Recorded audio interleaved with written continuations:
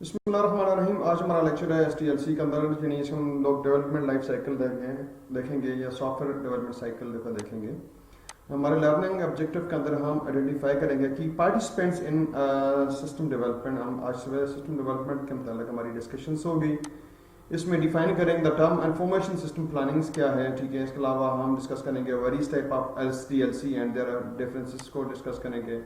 State purpose of system investigation and activities involve. उसके अलावा हम हमारा जो है क्या state the purpose of system analysis and identify the tool and technique used in it.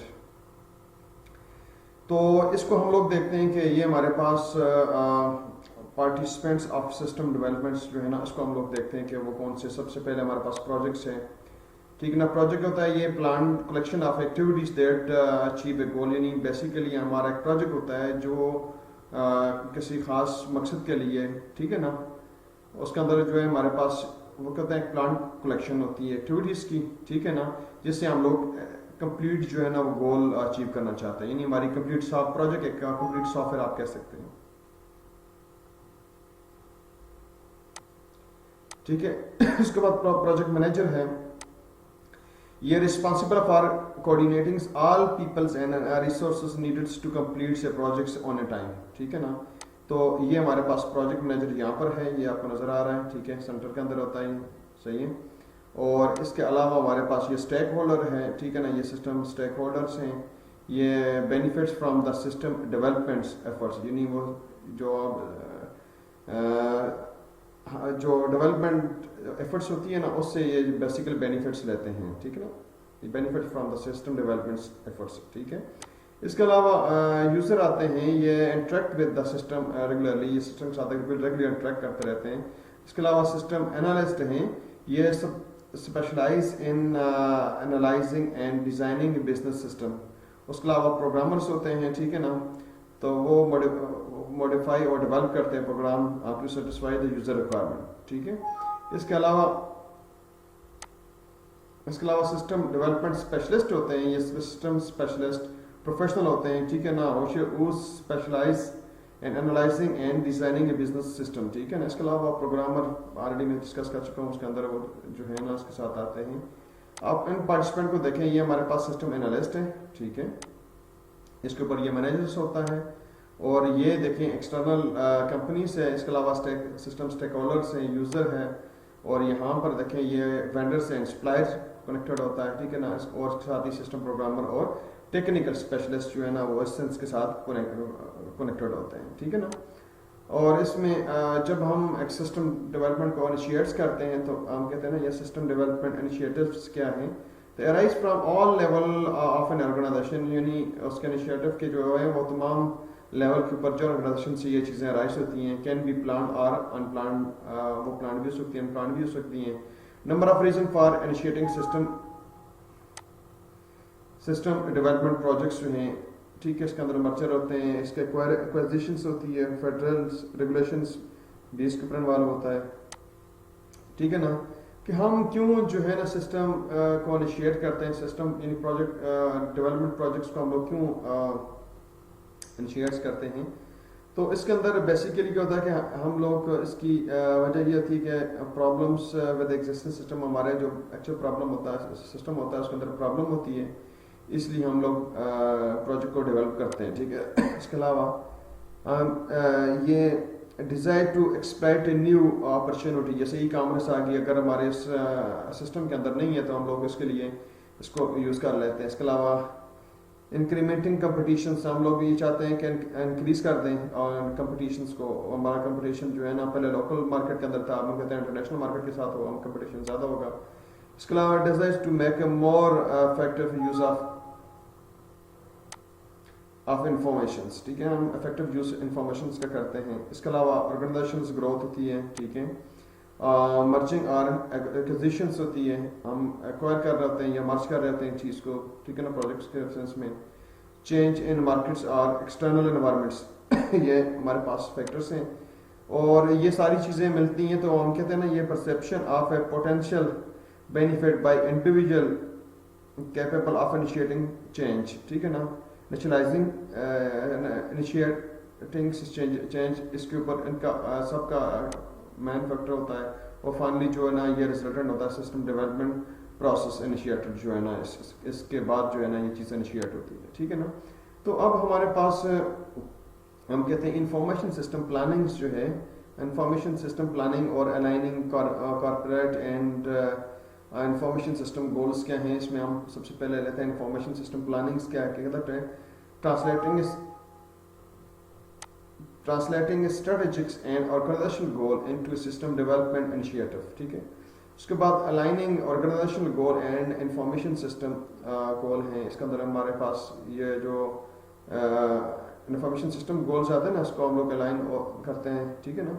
इसके अंदर हमारा ये क्रिटिकल होता है for successful system development efforts. और सेकंड ऑफ पॉइंट्स ये आता है कि this gives a long range view of a information system use in the organisation. क्या हम नैरो नहीं देते, हम लॉन्ग रेंज व्यू हमें ये चीज़ देती है, ठीक है ना। And also allow better use of information system resources, fund, personal और टाइम को हम लोग बेहतर तरीके से यूटिलाइज कर सकते हैं। इसलिए हमारा जो है ना इसको अचीव करने, अलाइन करने में, हमारे जो ऑर्गेनाइजेशन गोल्स हैं उसको अलाइन करने में, ठीक है, या इंफॉर्मेशन सिस्टम के गोल्स जो होते हैं उस करने में ये फैक्टर हमारे पास इंपॉर्टेंट होते हैं। तो अब देखिए हमारे पास हम कहते हैं ना अलाइनिंग के कॉर्पोरेट्स एंड इंफॉर्मेशन गोल में सबसे पहले हमारे पास स्ट्रेटेजिक प्लान होता है, ठीक है। हम डेवलप करते हैं ओवरऑल ऑब्जेक्टिव को हम लोग डेवलप करते हैं, और साथ में ये हमारे पास प्रीवियसली जो अनप्लान सिस्टम प्रोजेक्ट्स होता है वो भी इसके साथ हम लेते हैं। वो अगले फेज के अंदर जो है ना ये हम कहते हैं आइडेंटिफाई इंफॉर्मेशन सिस्टम प्रोजेक्ट, ठीक है, इस फेज में आता है। इसके बाद set priorities and select project, ठीक है ना। तो हम उसके अंदर प्रायोरिटीज डिफाइन करते हैं, कौन सा पहले आएगा, कौन सा बाद में करेंगे, ठीक है। इसके अलावा एनालाइज करेंगे रिसोर्स रिक्वायरमेंट, हमारे पास कितने रिसोर्सेज हैं उनको हम एनालाइज करेंगे, ठीक है ना। सेट स्केड्यूल एंड डेडलाइन और स्केड्यूल बनाएंगे। उसके अलावा development information system planning documents हमारे पास तैयार हो जाएगा, यार हमने इस तरीके से काम करना है, ठीक है ना।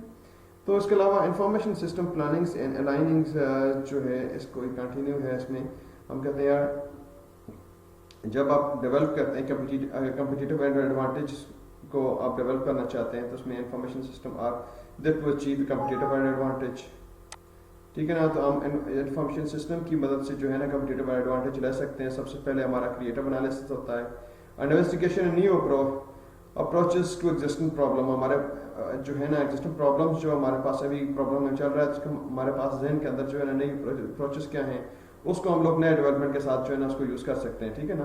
क्रिटिकल एनालिसिस क्या होता है कि हमारा क्रिटिकल एनालिसिस होता है कि अनबाइस्ड, ठीक है ना, and careful questionings to see if the system elements are related in the most effective ways के साथ हैं या नहीं है। इसके अलावा questioning statements and assumption, ठीक है। उसके अलावा identify and resolving objective and orientation that conflict, जो कि जिनके साथ conflict होता है उनको हम identify करते हैं, ठीक है ना। तो इसके अलावा हमारे establishing objective for system development में हम लोग इसके ज़मरे में आते हैं। तो उसमें हमारे पास सबसे पहला परफॉर्मेंस ऑब्जेक्टिव होता है ना, द क्वालिटी और यूजफुलनेस ऑफ द आउटपुट। हम कहते हैं वो हमारे पास आउटपुट जो आ रही है ना उससे हम लोग बेनिफिट उठा सके, यानी द क्वालिटी और यूजफुलनेस ऑफ द आउटपुट। हमें हमारे पास जो आउटपुट की जो है ना उसकी क्वालिटी भी बेहतर हो, उसका फायदा भी हो, ठीक है। एक्यूरेसी ऑफ द आउटपुट जो हमारे पास आ रही है उसका वो एक्यूरेट भी हो। The speed at which the output is generated, ठीक है, जो उसकी जो है ना जिस तरीके से वो आउटपुट जनरेट होती है उसकी भी स्पीड बेहतर फॉर्म के अंदर हो, ठीक है। परफॉर्मेंस वाइज में हम देखते हैं scalability of the resulting system. हम कहते हैं यार रिजल्टिंग सिस्टम जो है स्केलेबिलिटी हो, यानी हम लोग उसको एनहांस भी करना चाहिए, ज़्यादा करना चाहिए तो उसमें मसला ना हो, वो सिस्टम हमारा प्रॉब्लम ना करे, ठीक है। तो the risk of the system, हम सिस्टम के रिस्क को देखते उसकी परफॉर्मेंस को बेहतर करते हैं, ठीक है ना, कि उसके अंदर जो है ना कितना कम से कम जो है ना रिस्क एग्जिस्ट कर सके, ठीक है ना। तो कास्ट ऑब्जेक्टिव हमारे क्या होते हैं कि इसमें डेवलपमेंट कास्ट होती है, ठीक है ना, डेवलपमेंट कास्ट होती है। Cost related to the uniqueness of the system application, हर एप्लीकेशन के लिहाज से वो लाजमी कास्ट रिलेटेड होती है। और इसके अलावा fix investments in hardware and related equipment में वो ऊपर आती है। Ongoing operating cost of the system, यानी लाजमी है कि आपका ऑपरेशन कास्ट भी होगी, आप लोग हायर भी करेंगे, हार्डवेयर भी आपको लेना पड़ेगा या आप क्लाउड के ऊपर रखेंगे, ठीक है ना, अपने सिस्टम को वहाँ पर रखते हैं, तो लाजमी इसके ऊपर इस तरह की जो है ना वो कास्ट जो है ना वो पड़ती है, ठीक है। और इसके अलावा हम कहते हैं कि ये सिस्टम डेवलपमेंट लाइफ साइकिल जो है ये इसके अंदर हम common system development life cycle जो है जो इस्तेमाल होते हैं, ट्रेडिशनल है, काफ़ी सारा फील्ड के अंदर जो आपको मिलते हैं, एक ट्रेडिशनल है, ठीक है ना, दूसरा प्रोटोटाइपिंग है, तीसरा रेड से हम कहते हैं रैपिड एप्लीकेशन डेवलपमेंट से, इसके अलावा एंड यूजर डेवलपमेंट है, ठीक है ना। तो ये 4 तरह के जो है ना आते हैं, इसको कुछ को हम आज करेंगे, कुछ को नेक्स्ट लेक्चर के अंदर देखेंगे। तो इसके अंदर जो है ना हमारे पास ये traditional system development life cycle जो है इसके अंदर सिस्टम इन्वेस्टिगेशंस हम करते हैं, ठीक है ना।